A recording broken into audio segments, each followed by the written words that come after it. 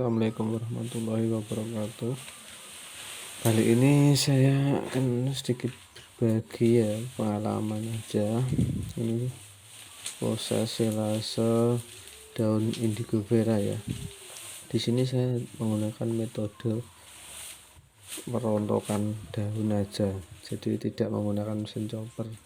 Selain karena ini telat panen ya, batangnya bagian sudah tua, juga untuk menghemat biaya juga ya.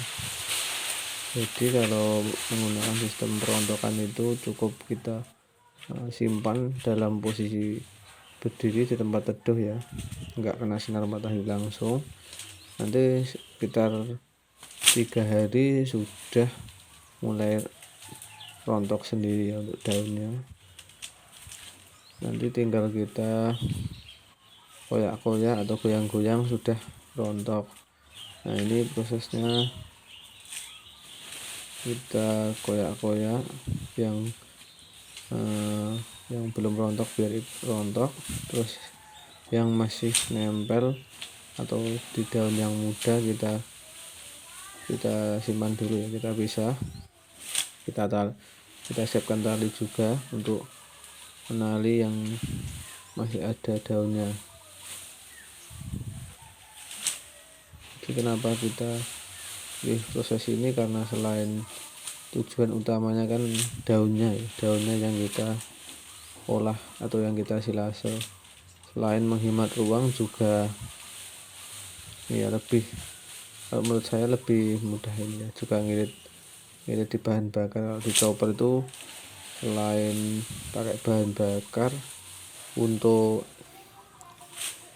batangnya sendiri juga cepat ya, bikin pisau choppernya tumpul ya, karena sebagian sudah tua ya, sekitar umur 4 bulanan, 4-5 bulan ya, dari penghujung musim kemarau sampai pertengahan musim penghujan baru kita panen, karena tempatnya jauh dari rumah juga ya, karena baru sempat juga ya, karena kita juga ngabisin yang di sekitar yang paling dekat dulu ya, yang paling dekat, terus ini yang karena ini paling jauh ya, akhirnya kita sudah agak telat ya, untuk bukan agak lagi ya, biasanya ini umur 2,5 bulan sampai 3 bulan itu sudah siap panen. Ini sampai hampir 5 bulan itu baru bisa kepanen. Jadi sebagian daunnya yang dulu yang gugusan musim kemarau itu banyak yang sudah berguguran, diganti yang cabang baru ya. Terus untuk penyimpanan biasanya saya pakai plastik silase ya, karena harganya lebih murah. Tapi kali ini saya akan menggunakan tong biar lebih cepat ya, karena kalau pakai plastik itu harus ekstra hati-hati ya untuk memasukkannya, jadi lebih lama ya untuk prosesnya, karena kalau kita enggak pelan-pelan itu kadang masih ada ranting atau cabang yang kecil ya, atau itu masih nyelip, ntar pas kita press atau kita padatkan itu kadang malah bikin jebol plastiknya ya. Sebenarnya sih kalau padat itu walaupun jebol masih bisa sih aman, cuman bagian yang jebol itu biasanya busuk ya, jadi tumbuh jamur yang warnanya merah atau enggak hitam. Jadi ya kan sayang kalau kebuang ya, ini udah manannya jauh, terus nutrisinya itu tinggi, kalau cuman busuk kan sayang. Pengalaman sih kayak gitu. Jadi kalau pakai plastik itu kebanyakan yang berlubang itu nanti busuk. Jadi kita kali ini akan menggunakan tong ya, tong bekas yang warna biru dia. Jadi kita rontokkan dulu semuanya. Kalau sudah rontok baru kita pindahkan ke tong.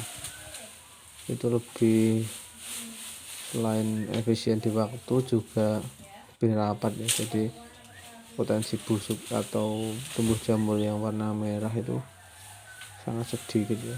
Yang penting kondisi untuk silase sendiri itu semua silase itu sama aja ya menurut saya sudah berapa kali bikin silase, ada yang busuk bagian lubang, ada yang terlalu lembab terus busuk semua, ada juga yang berhasil ya. Jadi menurut saya kunci silase itu selain kadar air juga ini ya, kedapnya tempat untuk nyimpen ya. Kalau tempatnya enggak kedap juga ada udara yang terjebak atau udara masuk itu juga rawan busuk atau gagal ya. Jadi pastikan kalau buat silase itu tempat yang dipakai sudah memenuhi syarat atau kedap udara. Jadi paling rekomendasi itu kalau buat silase itu sebenarnya tong, cuman harganya lumayan ya. Kalau di sini yang 150 liter itu bisa sampai harga di 180 sampai 200.000.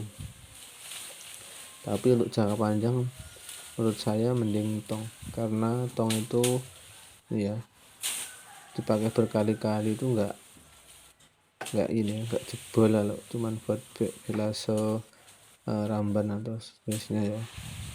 Kalau plastik itu harganya kalau yang 100 mikron itu sekitar per lembarnya itu kisaran 5.000 sampai 7.000. Cuman ya itu kendalanya kalau kena ranting dikit aja kadang bisa berlubang.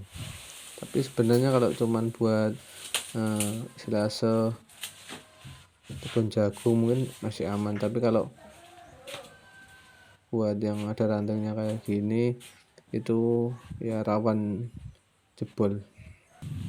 Terus ini yang daunnya masih sisa di cabang yang masih muda, nanti kita simpan dulu, kita pisah, nanti kita chopper ya. Jadi yang chopper cuman bagian ujung yang ada daunnya sama yang cabang yang masih muda atau berwarna hijau, langsung kita kasihkan ke ternaknya ya. Kita campur biasanya dengan chopperan rumput pakcong ya. Jadi kita mix dengan rumput pakcong. Jadi kita simpan di sini dulu ya. Kalau masih ada daunnya yang rontok ini kita siapkan terpal, ini opsional. Nah, ini tempatnya kotor ya. Oke, langsung aja ya, karena tempatnya ini cuman garasi jadi sempit untuk pergerakan, jadi nggak kita selesaikan semuanya dulu ya. Jadi udah hampir penuh, langsung kita masukkan ke tong dulu ya untuk mempersingkat atau mempermudah pergerakan nantinya lagi ya. Karena ini udah lumayan, udah dapat separuh lebih ya. Jadi ini tuh saya tanamnya kurang lebih sekitar 400-an batang ya dulu, dan ini hasilnya untuk 400-an batang itu nanti akan jadi berapa tong gitu ya. Karena ini selain telat panen juga jaraknya dulu terlalu rapat, jadi sebenarnya kurang bagus ya. Jadi untuk produksinya kurang maksimal ya untuk daunnya ya. Kalau jaraknya mungkin 1,5 atau 2 meter itu mungkin lebih bagus lagi ya. Dulu karena sudah terlanjur bikin bibit banyak tapi lahannya belum siap, jadinya ya udah jaraknya ada yang 1 kali 1 meter ya. Jadi untuk pas panennya juga susah untuk ini ya, untuk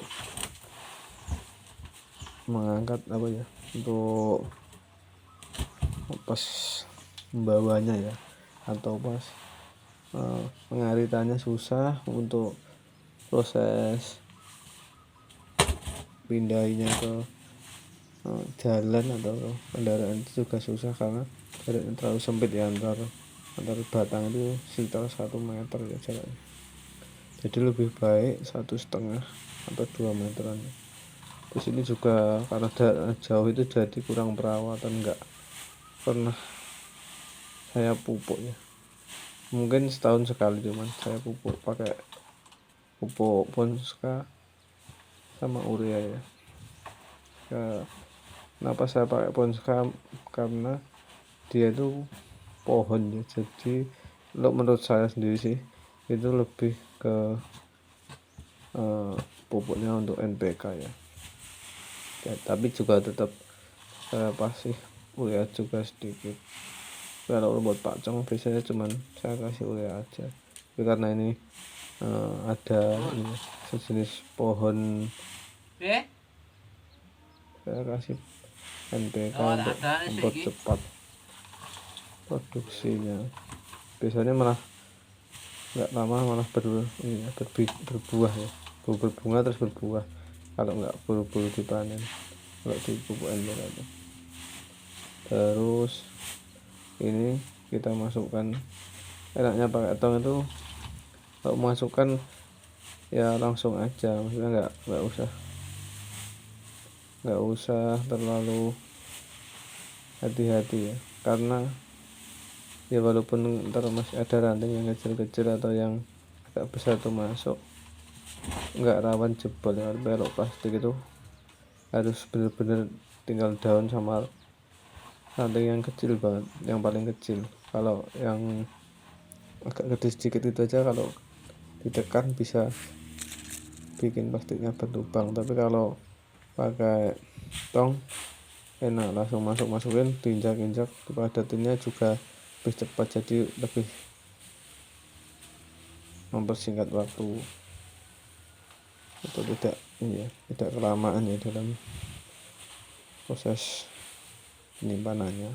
Kalau pakai tong ya itu harganya lebih mahal, tapi untuk jangka panjang lebih bagus tong menurut saya. Kalau pakai plastik itu terlalu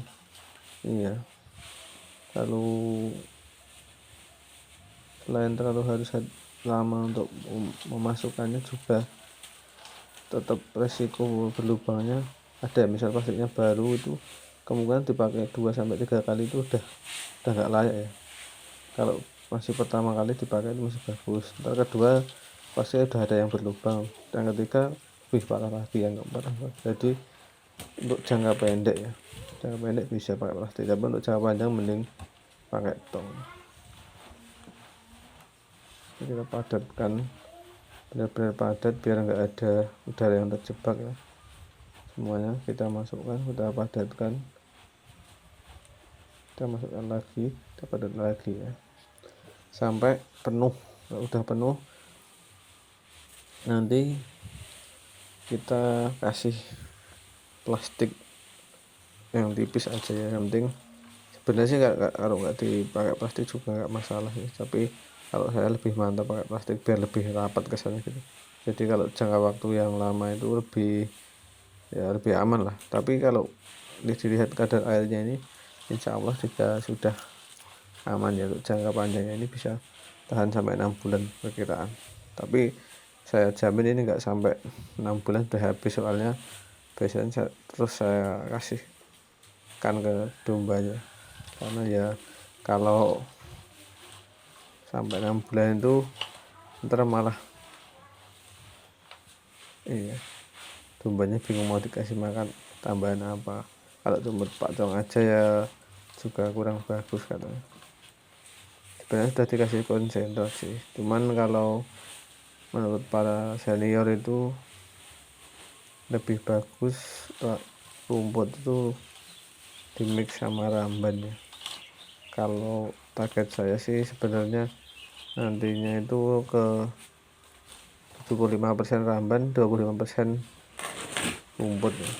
Rumputnya juga rumput pakcong kalau saya pakainya ya, yang artinya lebih mudah, lebih produksinya lebih tinggi ya. Kalau pakai odot emang domba lebih suka, tapi ini ya cepat lapar apa gimana, kadarnya sangat tinggi. Soalnya dulu pertama kali bikin selase itu odot itu ngarit pagi, sore bikin selase, saya buka busuk karena kadarnya tinggi banget. Kan juga belum pengalaman juga, jadinya masih asal aja. Sekarang alhamdulillah seiring berjalan waktu dengan kegagalan sudah berangsur membaik dan kalau bikin selasa walaupun di plastik hampir 90% berhasil. Kalaupun gagal itu cuman paling yaitu ada yang berlubang, ada yang jebol itu nggak ketahuan, akhirnya nanti selang 2 minggu itu kelihatan ada warna hitam atau warna merah, itu biasanya anginnya masuk. Tapi walaupun pakai plastik kadang saya juga masih tetap saya kasihkan ke domba ya. Kalau ada yang jebol tuh cuman saya bawa yang busuk aja, yang masih baunya itu masih wangi, saya kasihkan ke domba ya. Karena ya sayang ya, udah meluangkan waktu tenaga juga kalau dibuang semuanya. Jadi yang saya pilihin yang busuk aja yang saya buang. Maka dari itu kalau ada budget atau modal untuk beli tong itu saya sarankan mending beli tong aja kalau mau bikin selasa jangka panjang, karena kalau udah bikin lama ngaritnya pakai waktu tenaga, nanti masih nyoper atau proses ngelontokin kayak gini misalnya pakai Indigo Vera, udah makan waktu lagi buat bikin selasanya, pas dibikin selasa malah busuk, kan sayang banget. Jadi menurut saya sih lebih efektif pakai tong. Tapi kalau tebon jagung manis mungkin pakai plastik masih aman-aman aja, cuman mungkin dipakai 2-3 kali sudah kualitasnya si plastik itu tetap berkurang. Tetap kalau dicopot itu ada sisi yang tajam, kemungkinan tetap ada yang jebol. Jadi ya mungkin kalau bilasanya mau dijual itu kan sekali pakai itu ya pakai plastik masih oke. Tapi kalau pakai sendiri jangka dari nyimpannya jangka panjang itu mending pakai tong. Selain cepat juga kalau madetin juga lebih enak ya, bisa diinjak. Kalau pakai plastik itu terlalu kencang jebol, kalau pelan-pelan nanti ada udara yang terjebak. Jadi saran saya sih mending pakai tong aja kalau budgetnya ada. Tapi kalau masih mau belajar bikin selasa satu karung 2 karung itu ya pakai plastik sih nggak apa-apa. Ini kita fullkan dulu ya sampai penuh. Ini langsung saya masukkan 2 tong sekali ya, karena kemungkinan ini cukup ya untuk 2 tong ya, untuk rontokan daun dekoveranya. Langsung pakai 2 tong. Nanti kalau sudah penuh semua langsung kita tutup. Dan ini udah hampir penuh semua ya. Nanti kalau udah penuh kita pakai plastik, baru kita tutup dengan tutupnya, langsung kita krem. Setelah itu kita simpan di tempat yang teduh, jangan terkena sinar matahari biar nggak rusak ya untuk selesai. Jadi kita simpan di tempat yang teduh. Terus untuk kalau mau pemakaian itu biasanya dipakainya 3 minggu setelah proses ya. Tapi kalau saya sendiri kadang seminggu aja sudah tak bongkar. Yang penting kalau menurut saya sih nggak bocor ya, karena kadang kita pas baru seminggu udah pas repot ya udah kita bongkar aja, kita kasihkan ke dombanya. Selama ini masih aman-aman aja, nggak masalah. Cuma lebih lama itu biasanya lebih wangi. Tapi kalau baru seminggu itu ya udah wangi, cuman nggak kayak kalau udah umur 3 mingguan ya. Jadi kalau menurut saya sih masih oke-oke aja ya umur selasa 1 minggu dipakai. Kadang dulu waktu darurat itu ada juga baru 2 hari tak bongkar, tak kasihkan juga. Alhamdulillah masih aman aja, maksudnya nggak bermasalah juga ya, karena juga nggak ada kebusukan ya. Jadi fleksibel aja sih menurut saya sih kalau selasa. Yang penting kadar airnya jangan terendah, terus tempatnya kedap. Kalau menurut saya kedap terus padat ya, jadi nggak ada ruang untuk udara terjebak ya, jadi enggak menimbulkan busuk ya. Oke, proses masukkan ke dalam tong sudah selesai. Kita ini plastik inner ya, plastik inner bekas konsentrat saya manfaatkan buat tutup ya, biar lebih rapat lagi. Kasih plastik langsung, tutupnya langsung kita klem, karena ini harus dilebihin ya, karena tetap nantinya itu kalau sudah proses pasti tetap menyusut ya, jadi kita lebihin, terus kita injek dari atas, langsung kita klem. Nanti seminggu itu udah turun, nggak sampai seminggu udah turun ya. Jadi walaupun ini penuh banget, tapi nanti kalau proses silase itu biasanya nyusutnya, untuk daun sendiri agak menguning terus menyusut. Jadi jangan kita press ini ya sampai level ini ya rata sama tongnya, tapi kita lebihin, nanti kita tekan ya, karena nanti tetap nyusut juga. Oke, sekian apa ya, kalau saya ini bukan tutorial ya, cuman berbagi karena saya juga masih pemula. Semoga bermanfaat buat rekan-rekan yang mungkin baru mau memulai atau belum pernah bikin silase, terutama indigo vera ya, karena indigo vera ini selain proteinnya tinggi juga cepat rubusnya menurut saya. Jadi produksinya lumayan daripada ramban yang lain seperti kaliandra atau yang lain, kayaknya kurang ya untuk daun, untuk produktivitas daunnya. Jadi sangat recommended sekali kalau menurut saya sih. Ini indigo vera ini atau telokaret juga, saya kalau bikin silase ramban itu telokaret sama ini indigo vera, karena ya adanya ya ini yang saya ini ya budidaya di rumah. Ini proteinnya lumayan tinggi, jadi selain tak kasih konsentrat juga tak kasih silase ya. Silase nanti untuk pemberiannya saya oplos dengan rumput pakcong yang sudah dicopel ya. Biasanya rumput pakcongnya yang sudah saya layukan sehari atau 2 hari ya, jadi rumput pakcongnya juga enggak fresh, enggak langsung ya ngarit langsung dikasih, enggak ya, takutnya beresiko kembung ya atau mencret ya kalau musim hujan. Jadi saya layukan dulu terus saya campur silase. Sekian, semoga bermanfaat.